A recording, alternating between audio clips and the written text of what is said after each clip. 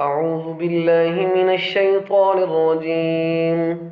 بسم الله الرحمن الرحيم.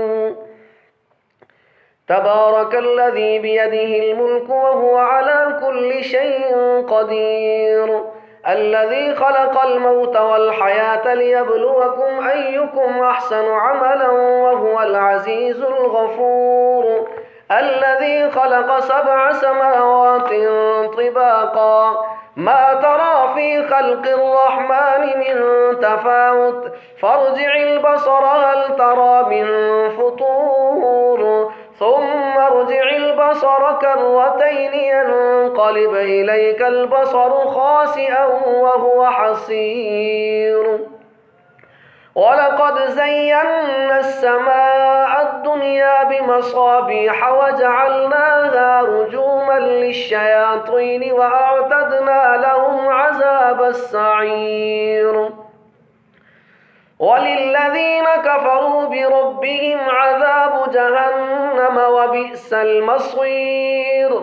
إذا ألقوا فيها سمعوا لها شهيقا وهي تفور تكاد تميز من الغيظ كلما ألقي فيها فوج سألهم خزنتها ألم يأتكم نذير قالوا بلى قد جاءنا نذير فكذبنا وقلنا ما نزل الله من شيء إن أنتم إلا في ضلال كبير.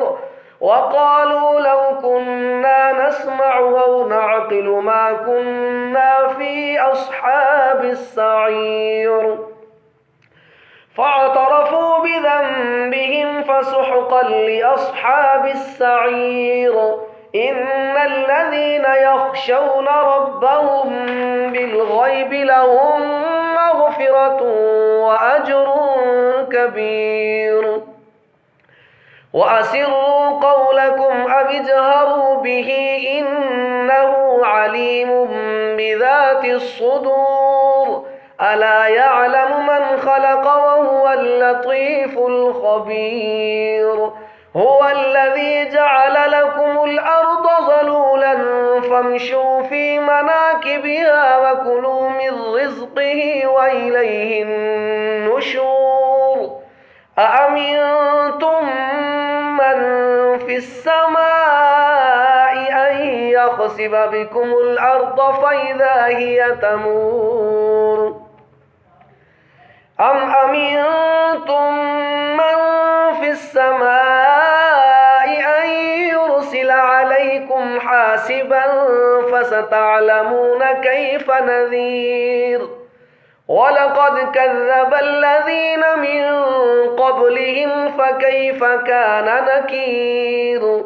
أولم يروا إلى الطير فوقهم صافات